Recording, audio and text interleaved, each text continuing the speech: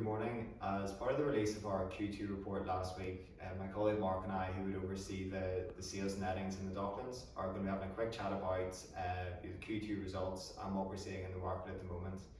In terms of our average selling price, it was 1.2% over asking in Q2, and that equates to a figure of €601,727.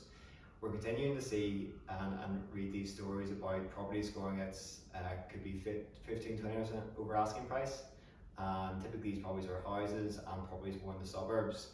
Certainly in the Docklands, the residual effect of the offices closing has meant that we're not at that stage yet, but certainly compared to Q1, where the average selling price is actually under asking, there is room for improvement, and we do see that continuing into Q3. In terms of your buyer profile, Mark, what are we seeing? I think we're still seeing the same presence from owner-occupiers and investors. The biggest dynamic that's changed is the owner-occupier breakdown. There's an awful lot more first-time buyers within that bracket of owner-occupiers, particularly in Q2. So I think what that kind of means is people have decided that they're not going to rent anymore. They're going to take out the mortgage and use that as a rent, and at least at the end they'll own the asset. And you're kind of seeing that then in the rental market as well, aren't we? Yeah, well, in terms of rentals,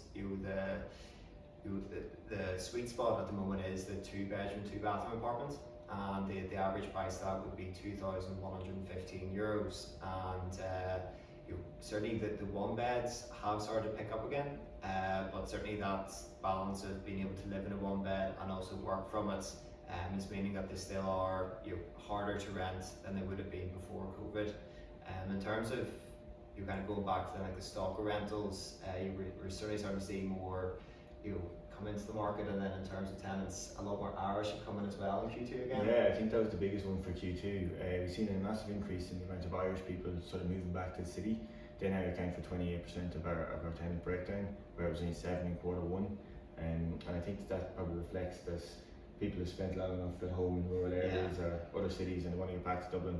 It's great to see, and I think it will progress into Q3. Yep. And with more offices open and people coming back, I can only see that trend progressing.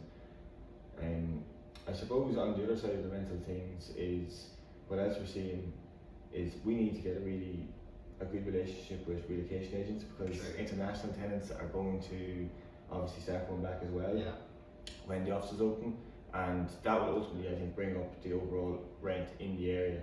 So anything that's not rent capped, whereas now I know it's 2,115 for a 2-bed, that's not actually the market rent. I would imagine that will increase now going forward, and particularly into Q3, it could end up going back up to previous rents where it was around 2.4ish, and that'll all be coming down to demand and the return of obviously international tenants that want to stay here when they're working close to it. Yeah, I would say that kind of leads to the overall. I think the stock is really the key word, and it's at the moment rental stock is there, but as we see more coming back in August, stock is going to become a problem, and I think stock is certainly an even bigger issue when it comes to the sales market.